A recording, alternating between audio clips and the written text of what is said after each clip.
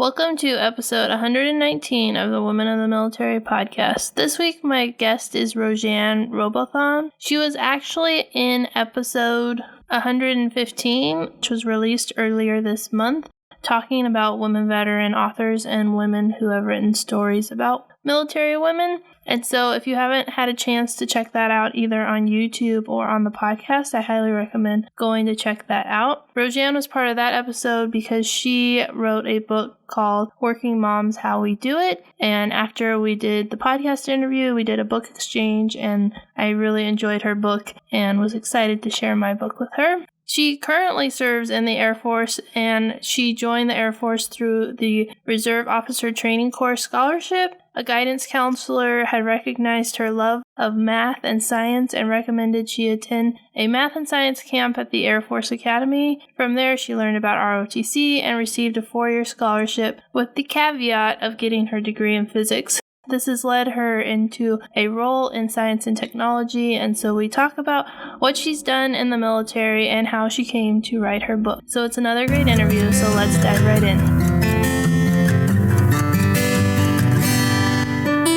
You're listening to Season 3 of the Women of the Military podcast. Here you will find the real stories of female service members. I'm Amanda Huffman. I am an Air Force veteran, military spouse, and mom. I created Women of the Military podcast in 2019 as a place to share the stories of female service members past and present, with the goal of finding the heart of the story while uncovering the triumphs and challenges women face while serving in the military. If you want to be encouraged by the stories of military women and be inspired to change the world, keep tuned for this latest episode of Women of the Military. Welcome to the show, Rojan. I'm so excited to have you on the podcast. Thank you. I'm excited to be here also. So let's start with, why did you decide to join the military? I decided to join the military when I was 17 years old, and I had received a ROTC scholarship to go to really any school in the nation as long as I studied physics. And so I did it, and I didn't even want to study physics. I wanted to study chemistry. But people I talked to said, well, just try it, see if you like it for a year, and you can always switch. That year was so hard. At the end of that year, there was another female and I in the program, and we agreed that we weren't quitting. I said, if you don't quit, I won't quit. And the two of us made it through the whole way. Wow, that's really cool that you had someone to go through it with, because I can only imagine. My degree is in engineering, which is pretty challenging, and I took physics, so I know a little bit of how hard physics is, but that's crazy. Yep, so I essentially joined the military because they offered me, free school. So how did you find out about ROTC to even get on the path of joining the military through the ROTC program? I had a great guidance counselor. I love her still today. Her name was Linda Thompson, and she knew that I loved math and science.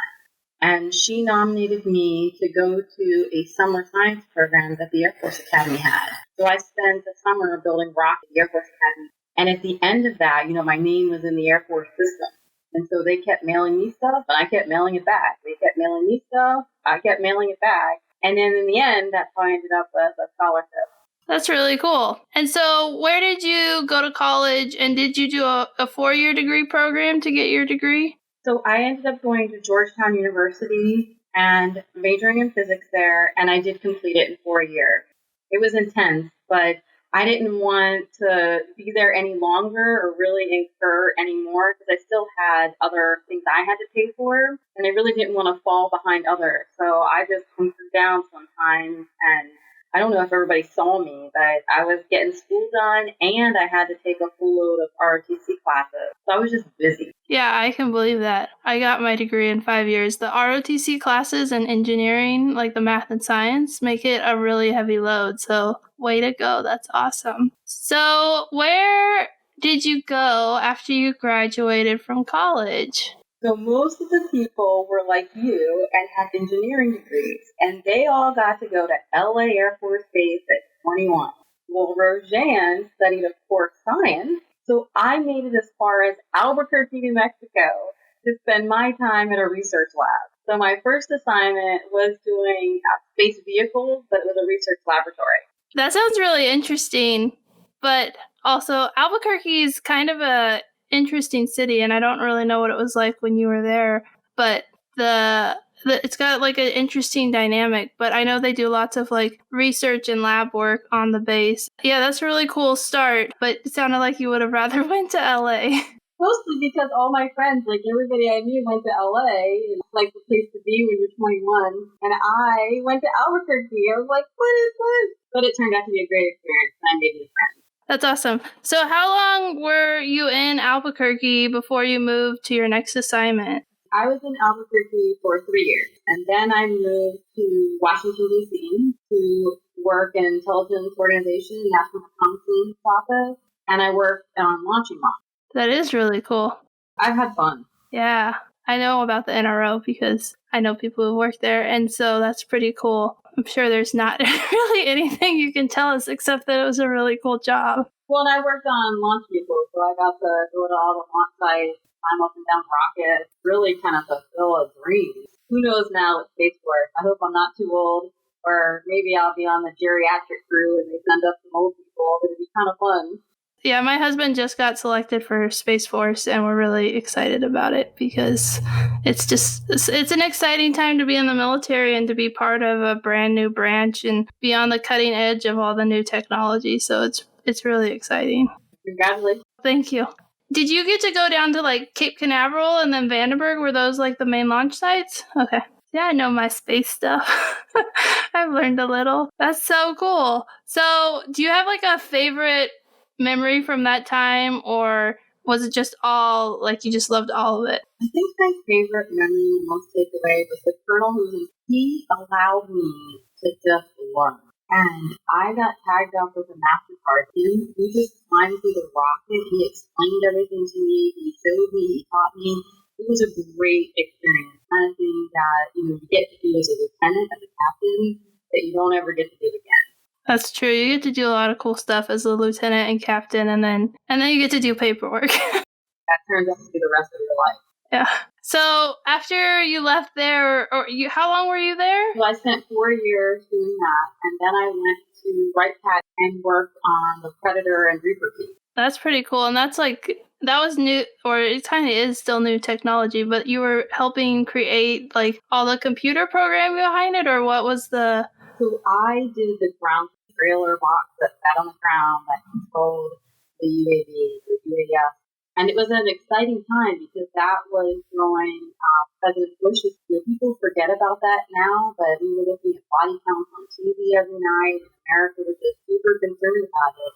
And the Predator was new at that point. And so we were able to provide that overhead ISR to give additional awareness on the battlefield. It was just a cool technology at the time. Yeah, that's true. I don't think people remember. We're really good at forgetting like how new technology comes in. It changes how we operate, and we forget like the difference between before and like how we operate today. Correct. Yeah, that sounds really cool. How long were you at Wright-Pat? So I ended up spending 5 years at Wright-Pat, and then I went from there to school, and I have the incredible opportunity to go to school at the Army. They sent me to school at Army Command and Staff College out in Leavenworth, Kansas, which was crazy because I am super Air Force and like not really Army. And all of a sudden, I was with a group of people who had all just come back from overseas, and they were talking about land battles. And I was like, we just need air power. Air power is the answer. So it was definitely an interesting time. Yeah, that's funny. I deployed with the Army, and I was like, I don't understand how this happened. I joined the Air Force. There's like a reason. Right. And the cultures are so different. They really are. And at that time, too, they need to get up real early and run. And I was like, what's wrong with running with the sun up? Like, why do we have to do this? And they would just look at me like, Air Force. It was fun, though. It was a great experience. I actually learned a whole lot that I've actually used in my career. But at the time, it was like, why me? Why am I here? But it was great. Yeah, I think getting to see the different culture and learning from a different perspective, especially like military side, is a really important and great thing to do. So that's awesome that you got to do that. So is that that's a year-long course? That was a year-long one. Then I came back to the DC area and went to Air Staff. So I was working in the Pentagon, moving paper from left to right every day. very unexciting but important work that had to be done. I went from there to my 05 command. I was picked up for material leader, which is the acquisition equivalent command. Then from that job, I went back to the Pentagon and served as Dr. Roper, the head of Staff AQ, his millicent. Then from that job, I went back to Canaveral, where I am now, and spending a year here as my first 06 job. And then next summer, I'm going to go over to Bowling and work at the RCO, the Rapid Capabilities Office. So it's going to be a great culmination, to my lieutenant years to where I actually get to lead as an 06. I'm super excited. That is super exciting, and that's so amazing to see, like, your whole career path and how you, like, went to the NRO and then you bounced around and then you ended up back there as a colonel, and that's just so amazing to hear about all the different things that you got to do. But I think the thing I find most interesting is that you're a colonel, but you're also an author, and you're working to, like, start a business on the side on top of doing all the things you're doing for the military. So how did you end up writing a book while on active duty, and what was the importance of doing the book? So it began in the second time I went to the NRO. So by that time, I had 3 sons. And when I went to the NRO that second time, my youngest son was the youngest one was right around 1. And there was one day I ended up back at home because he was sick at Central daycare, and I was just low. It's one of those mom moments where you just want to sit on the floor and cry, holding your baby. And I started blogging. I just started writing. I started off like today's the day to just talk about being a mom and working and how hard it is sometimes and how you feel like you're by yourself and there's not a lot of support. You have to take leave. People in the office are looking at you like, you have to leave. Where are you going? You're done again. And so I just started writing. And I would write once a month, some story, some reflection that tied to me being active duty and trying to raise a family. And from there, at some point, I was like, I should just put it all into a book and put it out there for more people to have access. And that's ultimately what I did.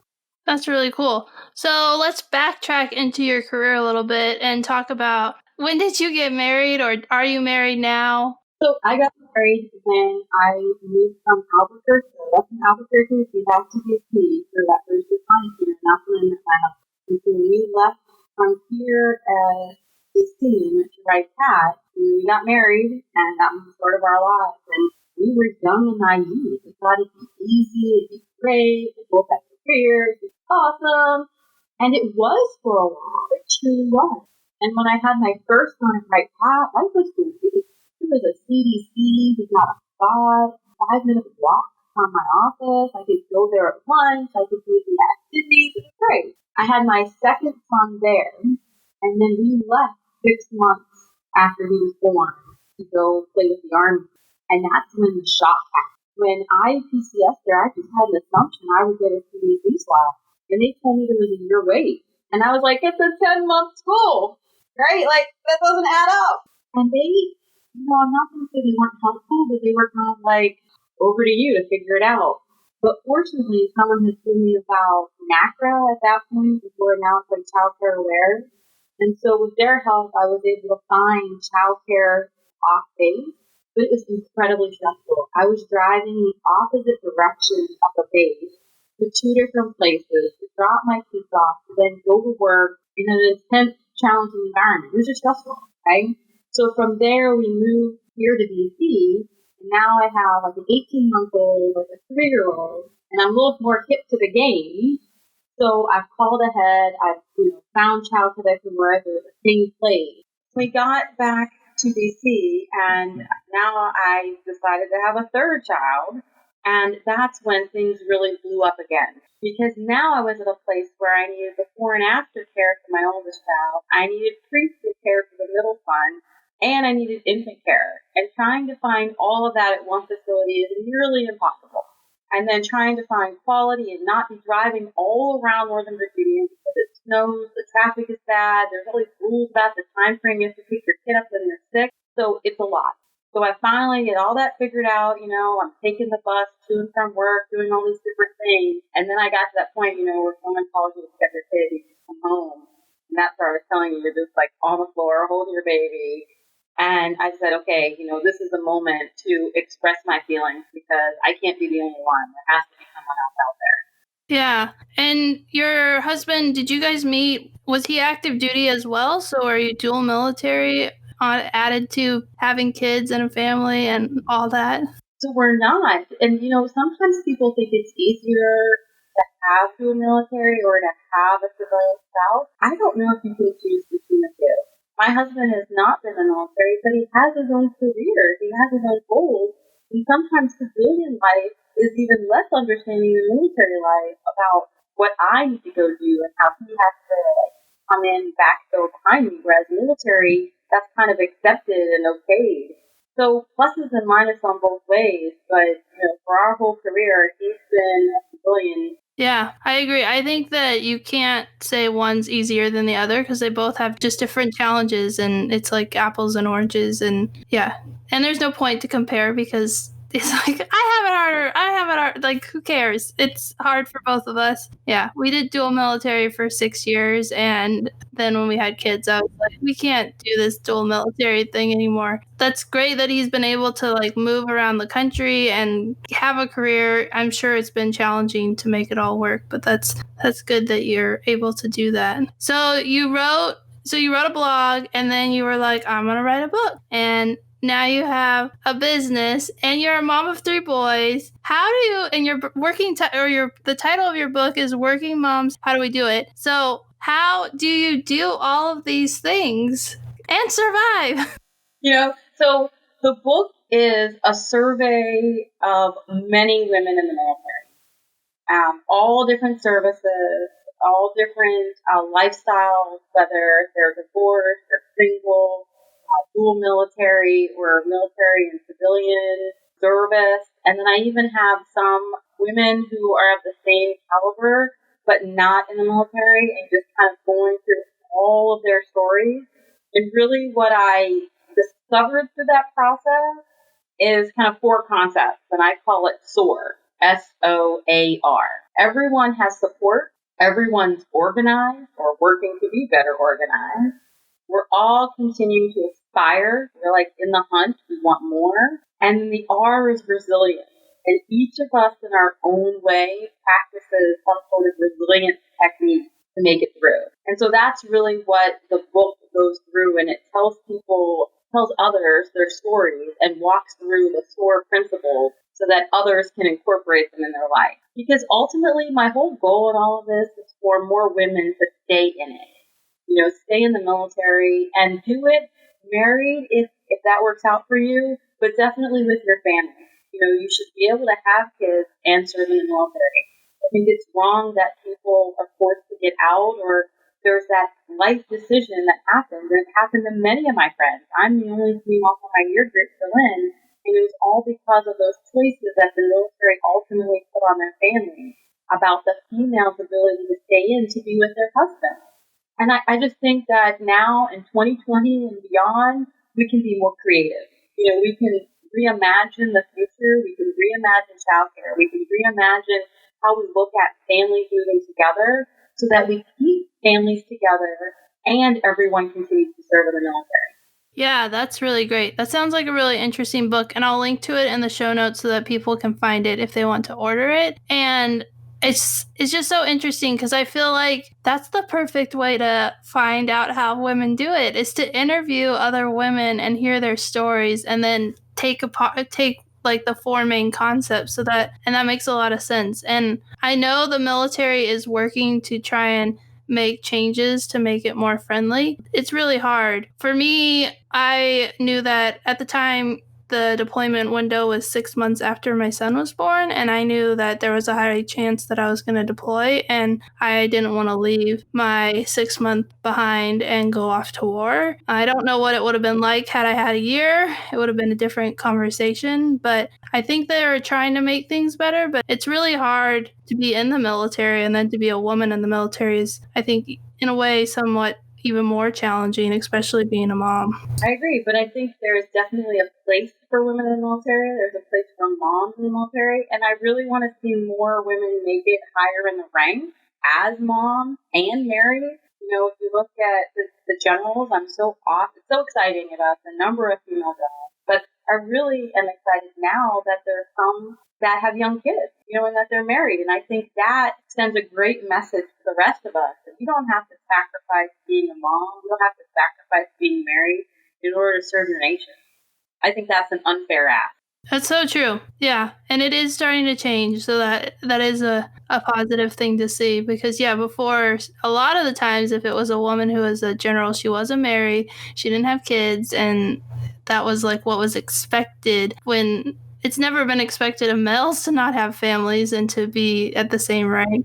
So was there anything from your time in service or that I missed that you wanted to cover in this part of the interview? I have one more question, but I wanted to give you one more chance to cover something in case I missed it.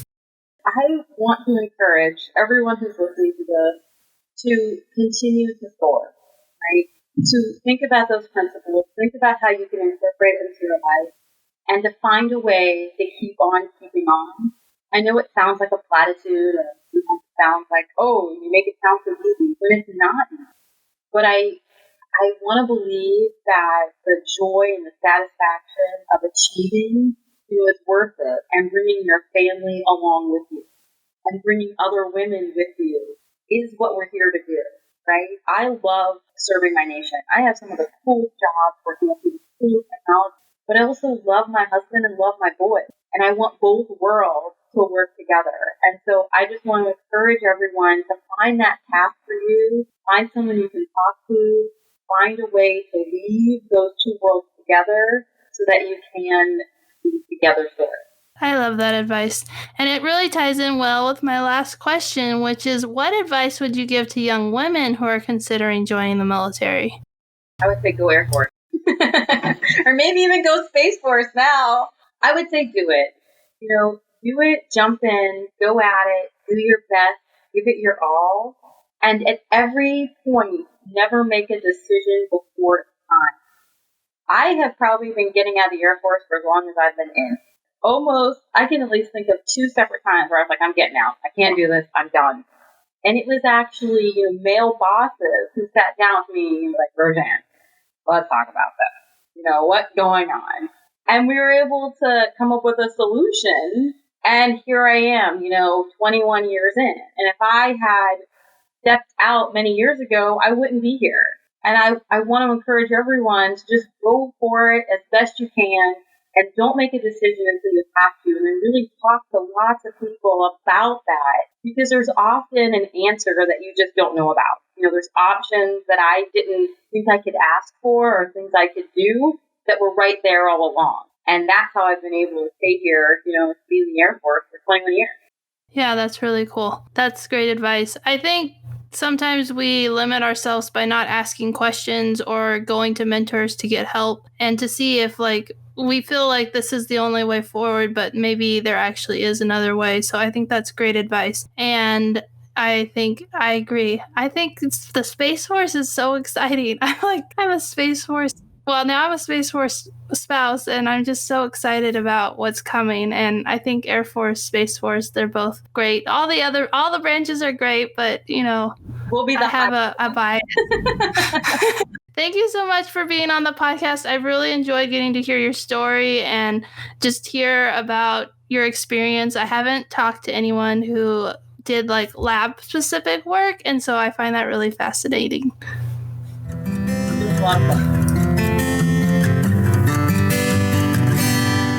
Thank you for listening to this week's episode of Women of the Military Podcast. Do you love all things Women of the Military Podcast? Become a subscriber so you never miss an episode, and consider leaving a review. It really helps people find the podcast and helps the podcast to grow. Are you still listening? You could be a part of the mission of telling the stories of military women by joining me on Patreon at patreon.com/women of the military, or you can order my book, Women of the Military, on Amazon. Every dollar helps to continue the work I am doing. Are you a business owner? Do you want to get your product or service in front of the Women of the Military podcast audience? Get in touch with the Women of the Military podcast team to learn more. All the links on how you can support Women of the Military podcast are located in the show notes. Thanks again for listening and for your support.